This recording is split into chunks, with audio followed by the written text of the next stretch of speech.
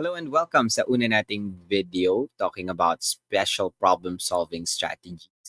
At ang una nating aaralin ay ang pag-work backwards. Paano nga ba mag-solve ng mga problems backwards, paatras? Meron akong couple of examples and hopefully ay makita natin yung value ng working backwards as a problem-solving strategy. Una nating example, zoom in natin. Sabi dito, Leo paid 480 pesos for a jacket that was on sale for 25% of the original price.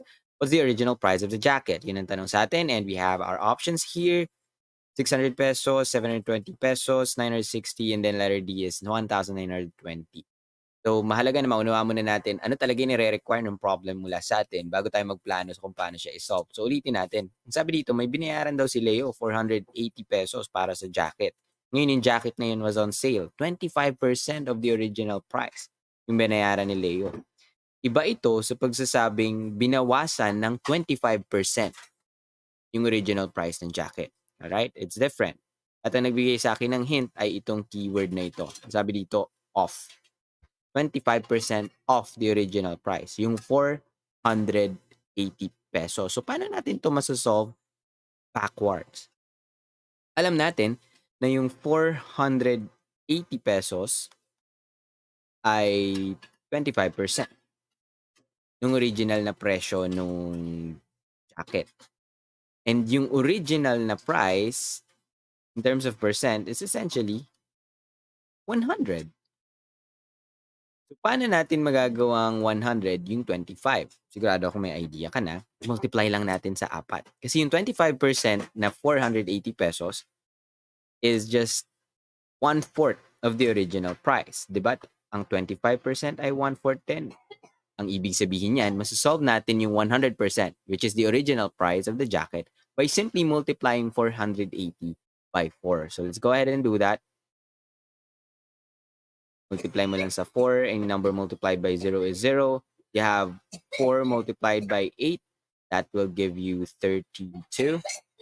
Lagay natin dito yung 3. 4 times 4 will give us 16. Mag-a-add ka pa ng 3 doon. So, you have 19 here. So, meron kang 1,920 pesos na original price nung jacket. And sa options natin, mabilis mong makikita yon.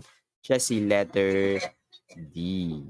Yun. So, that's how you solve a problem working backwards. May isa pa tayong example dito. Zoom in natin. Sabi naman dito, Sarah's telephone service cost 2,100 pesos per month. Tapos 20 pesos daw sa bawat local calls. Hindi pa kasama doon yung long distance calls. Last month daw ang bill niya is 3,334 pesos. Kasama doon yung 614 pesos na long distance. Ang tanong sa atin, ilang tawag yung kanyang nagawa? We have our options here, 31, 32, 33, and 34. Ang alam natin kung magkano yung nabayaran niya. Ilista natin yun. That's 3,334.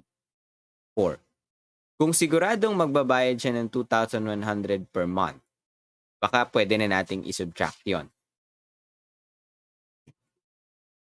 4, 3, this is 2, this is 1. So we have 1,234. 1, 2, 3, 4. Ngayon, mula dyan sa 1,234 ay yung 614 pesos na long distance charges. So, pwede rin natin isubtract yon. We're working backwards now. Subtract natin yung 614 dyan. This is 0. This is 2. Hindi natin pwede subtract yung 6 mula sa 2. But notice, this is 12. So, 12 minus 6 is just 6. You have 620. Yung 620 pesos na yan, ayan yung kanyang long call. 20 pesos ang singil sa bawat long calls. Diba? So, local calls rather. 20 pesos.